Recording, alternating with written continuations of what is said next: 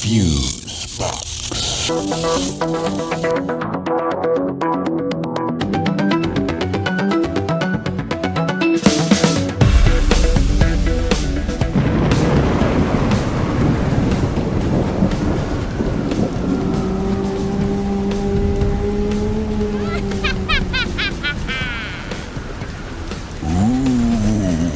It's that time of year, bro.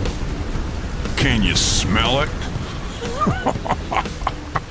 This is Fusebox number 271, Executive Odor, boys and ghouls, and you can smell that smell.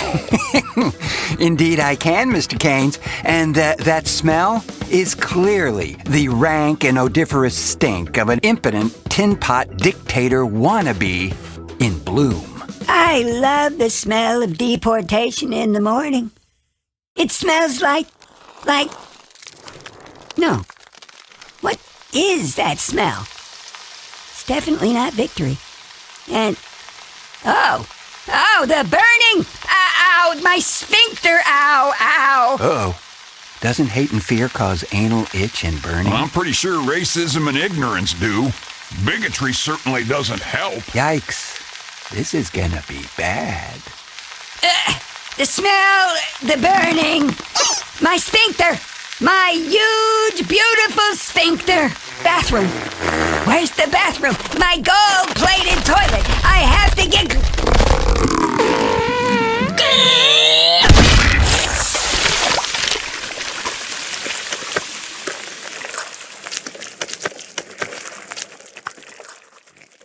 Whoa, bro. That right there. Now that is a bigly huge case of Montezuma's revenge. Just a little retribution from our friends down Mexico way. Perhaps? Yeah, I don't think ice can fix that.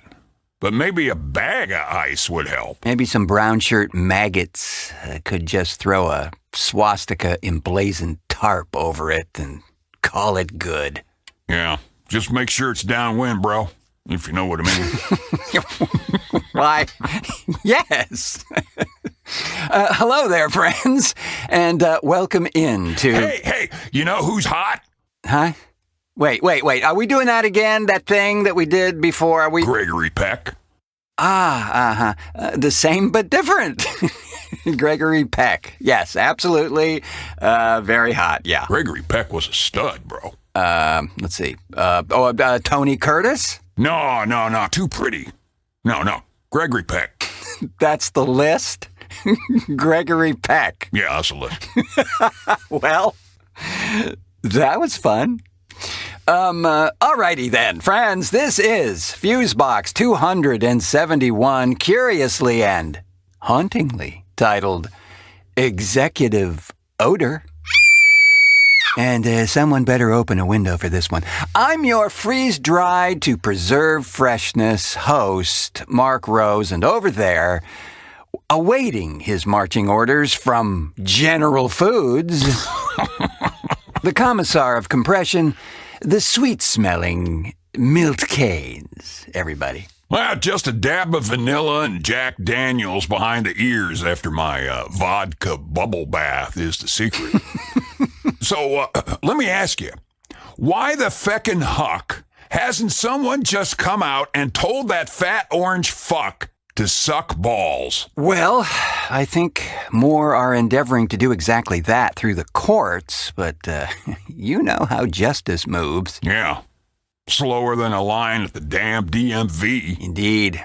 And they seem to be playing whack-a-maggot again, friends. Every time we get something smacked down by our courts, Dumpy Trump immediately tries another gargantuan overreach of authority. It's maddening. Yeah, look, executive orders have been used by every president over the years. Of course. But this is the first damn time one of them has attempted to use their authority to levy tariffs, put the military in the streets under the guise of immigration enforcement, and just do about any damn thing he wants because he thinks he can. And he said as much. He stated publicly that he doesn't care at all about unifying the country. Yeah, especially after that fellow Nazi of his, Charlie Kirk, got whacked. Yes, and as tragic as that was, depending on your personal view, Kirk's ideas of ushering in a totally white world, yeah, that's just totally against the grain, to say the least. This is not who we are. It goes against the goddamn laws of this country. Or did at one time, because the Republican Party clearly wants to set us back by about 100 years. And it's the responsibility of every clear-thinking, enlightened person in this country, and frankly across the planet, actually, to make sure democracy is the law of the land. Period. And by the way, I just want to mention something that happened a few short days ago, and that, of course, was the canceling of Jimmy Kimmel for remarks he made regarding the Charlie Kirk incident. Now, if you'll go back and listen to that, his remarks were in no way out of bounds, and you can go see that for yourselves at the link we've provided for you in the show description. No, man, he was on the list. The grifter-in-chief had plastered a target on Kimmel's back and was waiting for an excuse for moral outrage, and this was it. True. But what I want to do here is shout out to a chap named Christopher Armitage of the Existential Republic, who wrote a great piece on this development and suggested a few positive things we can all do if you are so inclined. For instance, number 1, cancel Disney Plus and tell them why. 2, call, email, or mail those companies to complain. 3, screenshot and tag advertisers asking why they support censorship. And 4, share this playbook with others. Yeah, that sounds like a good list to me. Indeed, because if we don't stand up for things like this now... we'll definitely be bending over later. Exactly. And to go along with this positive action, and as we aspire to do on each show, we've got good news to balance out the insanity that seems to rise above the more sensible and positive news stories out there worldwide. And since this is the beginning of the ghoulish season once again... Ugh. I know. The All Hallows Eve season isn't your most favoritist time of year, Mr. Caines. Dude, in all honesty, I don't mind Halloween, really, at all. I mean, I've definitely worn my share of weird costumes and have gone to some questionable parties and have done questionable things. Joyce DeWitt threw some epic Halloween parties, bro. It's just that sometimes I'd like to find a population of folks who don't live and breathe it 24/7, 365. Wait. Joyce DeWitt? From Three's Company? Oh, yeah. Oh, bro. Yeah. Epic parties. That sexy little gal was a freak, for sure. I should call her. Who knew? But yes, I can appreciate your position. However, I actually do like this time of year, but for different reasons. The season change and the creepy, crawly things that come out of the grave to say hi. Hi. You mean Congress, right? Well, some of them have clearly zombified. They just don't know it. But in the spirit of all that, and so we can have an excuse to replay them, stay tuned, friends, for a few personal favorite spoken word pieces that fits nicely into the season. We also have another installment of the Grindhouse Minute from our freaky and fun friend 42nd Street Pete, who will share his review of a film that even made old Pete himself run screaming for the exit. 1977's Fight for Your Life.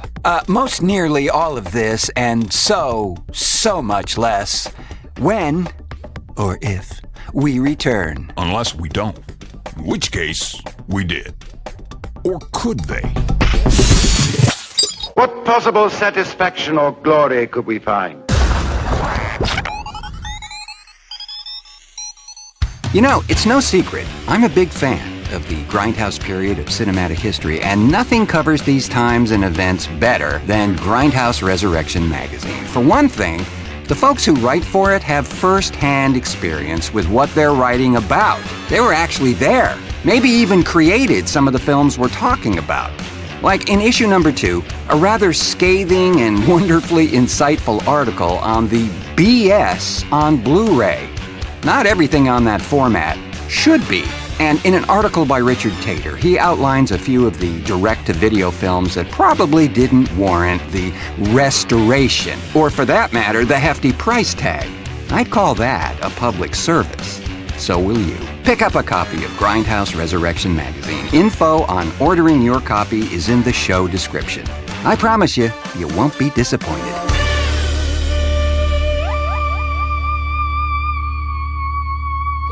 We asked this giant cephalopod which brand of peanut butter it prefers, this nationally recognized brand or new creamy jits.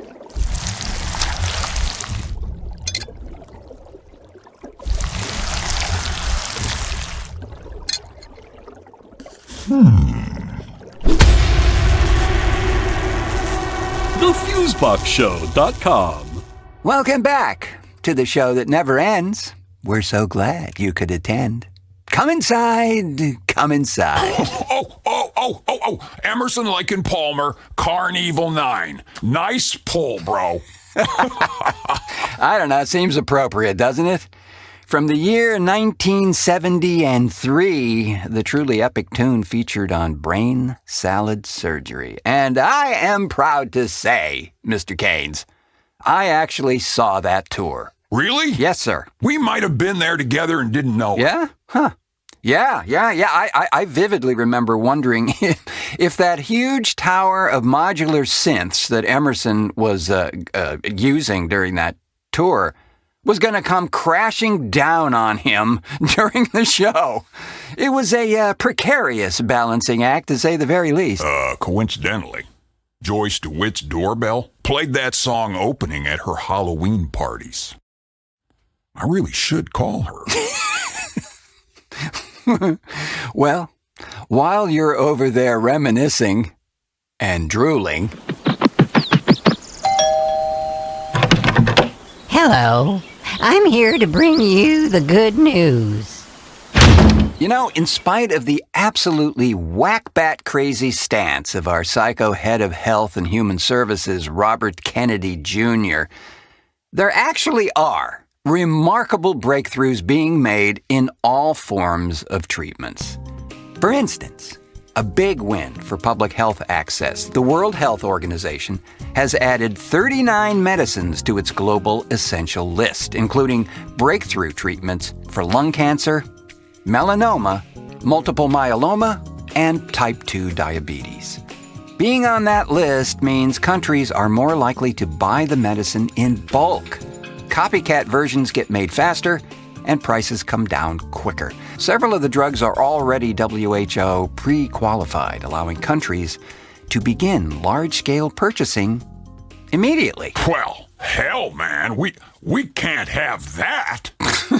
But I'm sure old Bobby Jr. will gum up the works by throwing some damn bricks of heroin into it. Yeah, after he's done snacking on them for breakfast, I'm sure. And now, let's wet our snorkels, friends. California's underwater forests are bouncing back thanks to divers with hammers.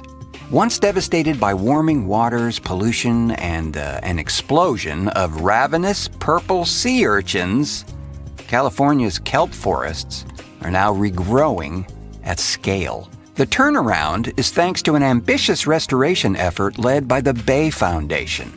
Over the last 13 years, divers have spent over 15,000 hours underwater, manually smashing 5.8 million urchins to clear space for kelp to return. This underwater pothole filling has restored acres of coastal seabed, which once again provides food and shelter for a vast array of marine wildlife. Perchance pissing off a plethora of purple urchins, perhaps? Possibly, if not probably. I wonder if they have a union.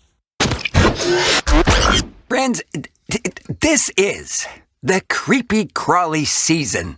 And over the years, we... Hey, the nearly 12 years.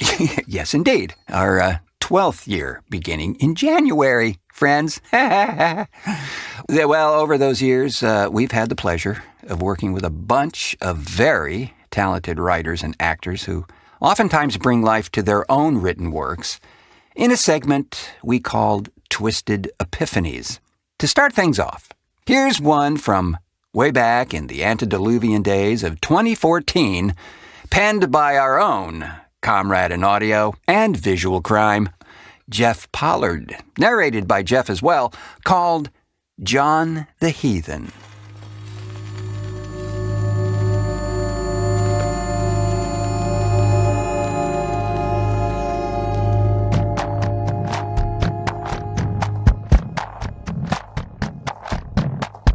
Extending oily greeting. Meet John the Heathen.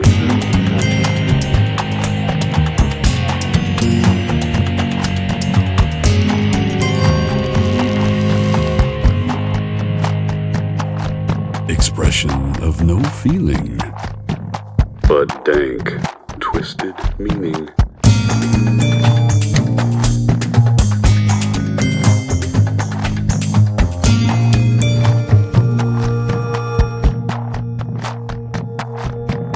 Greasy fingertips teasing. Cold blood, rage seething. Blade thrust for no reason. Proving life, thus fleeting.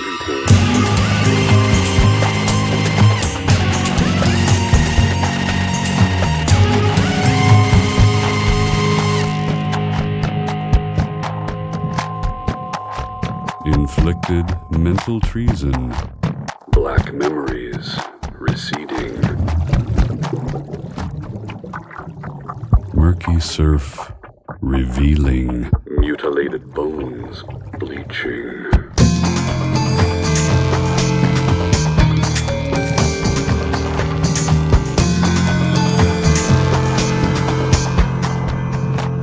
He sends the brain reeling. This John the Heathen.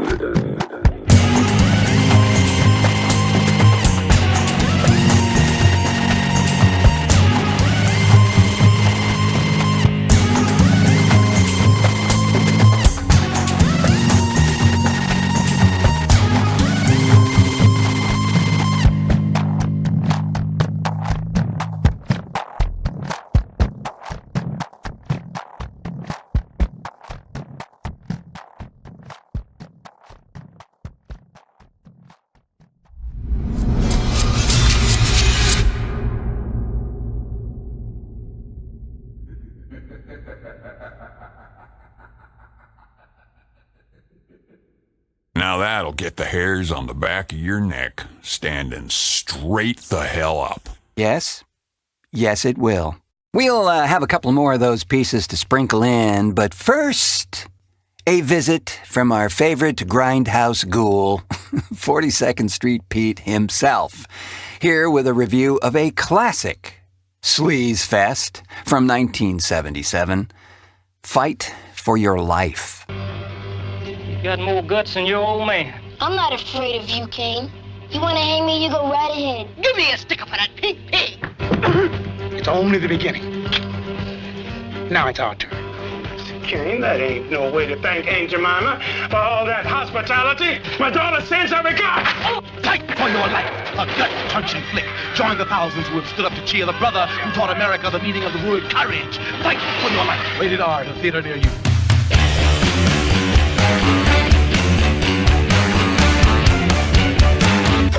And now it's time for another Grindhouse Minute with 42nd Street Pete.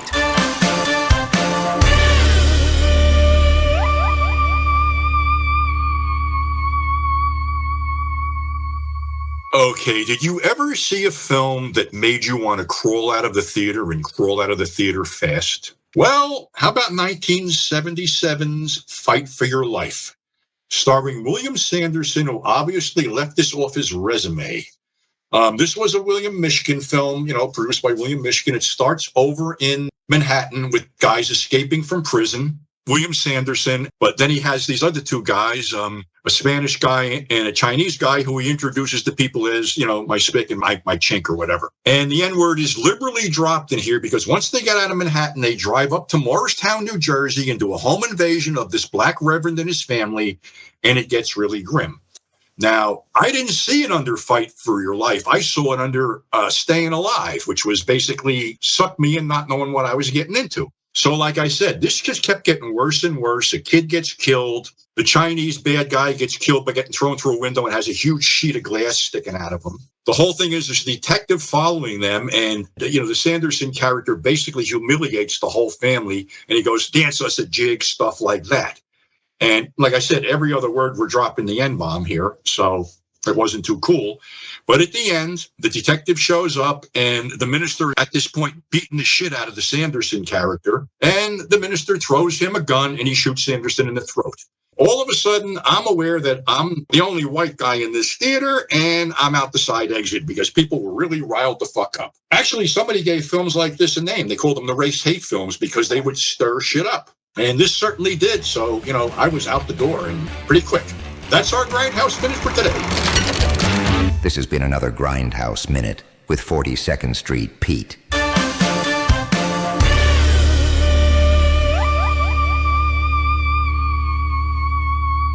Now, that's funny how this one isn't on William Sanderson's resume. Well, you know what? It actually is on his wiki page. Oh, wow. They also mentioned that this film was, and is, banned in the UK.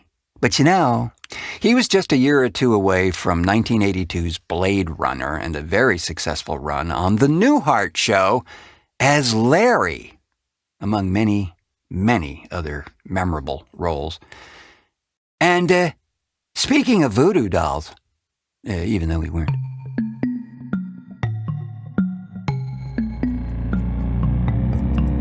Voodoo Chap. I have a dapper little British voodoo doll with bowler and umbrella. I like to take the pins out of his head and stick them in his butt to wake him up. And sometimes when I really want to frighten him, I take off all his clothes so no one can tell what class he's from.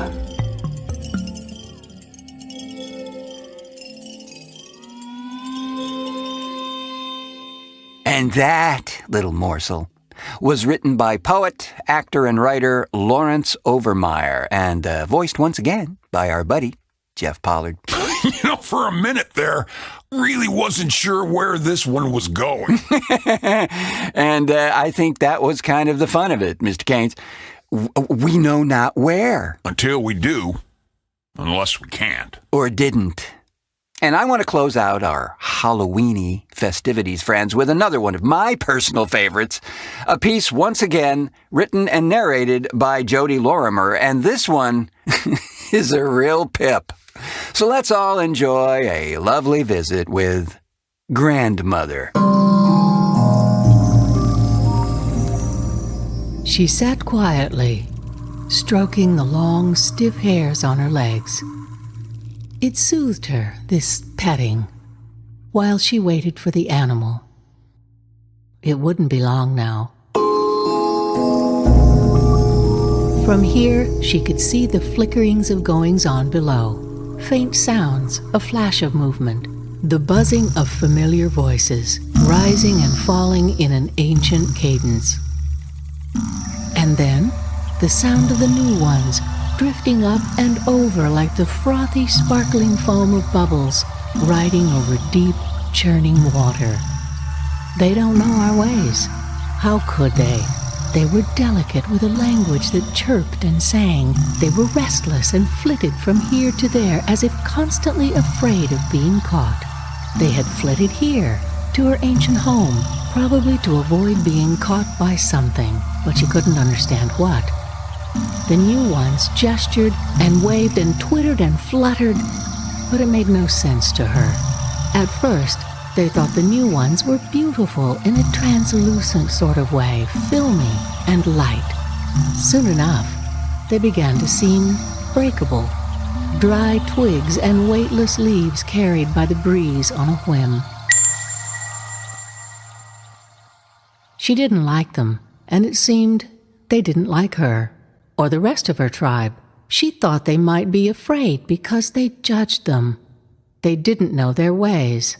How could they? The time had come around to collect a new living place above the old, and continue. They had all felt the light ancestors above resonate with the deep ground lines, drawing them, as it always did, to this place at this time. There could be no thought of not being here. It was ever so. It was simply the order of things. Yet after we had collected, and when we began to dig, to uncover the old living places, to bring the grandmothers up from the den of deep energy, as they must, to inhabit the new living place, and radiate to the living, the new ones suddenly flew to a far corner and twittered nervously, waving their arms and fluttering. They were afraid of our slow and ancient ways, emerging from the chthonic world, ways tied to the subterranean from the beginning, dwelling in darkness to absorb the deep rhythms that throbbed in us. We emerge when we must, as now. We are not at home in the bright air as they are. They don't understand our ways. How could they? Fragile little flittery things. A rumbling began within her. The animal, she could feel it. She had lived 2 other lives in 2 other forms, and this would be her 3rd form and her 3rd life. She would be a grandmother. At last, she arched forward, bending almost in half. Her breath shuddered, ripples quaked to her furthest extremities. She heaved very slowly, once, twice, and her back split open to reveal the soft, silvery carapace unfolding that, once revealed, would harden and endure. Then she would return to the new living place, a new, pregnant, and hungry creature.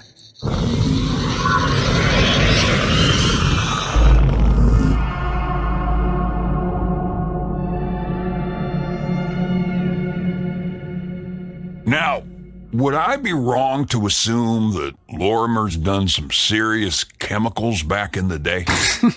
Something you can relate to? Maybe. Okay, yeah. But only 3 or 47 times. Usually at Joyce DeWitt's Halloween parties, man. Oh. Yeah, I really should call her. Be that as it won't, Grandmother is another fantastic piece and so much fun to produce, let me tell you. Our contributors are all just so incredibly talented, truly, and for reals. And with that skittering sound, let us call it a show, boys and ghouls.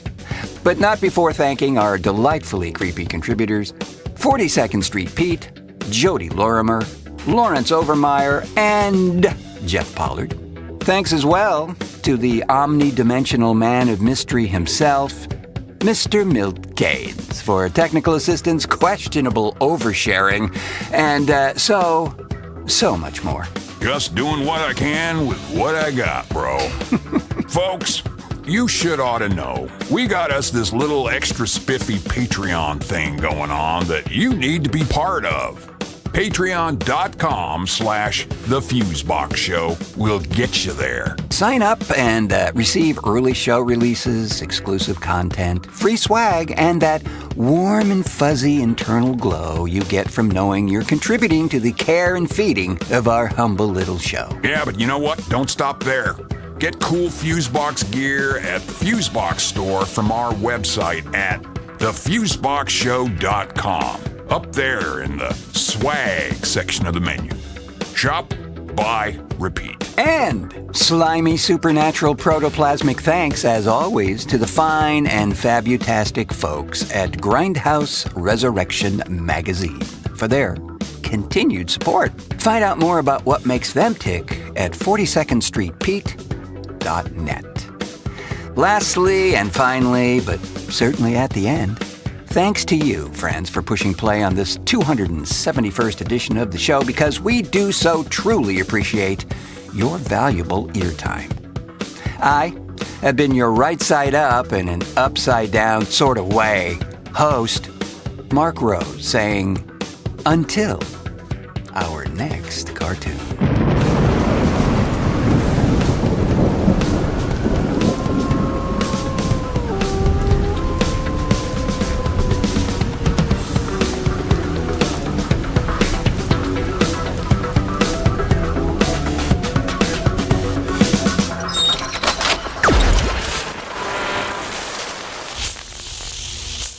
Fusebox.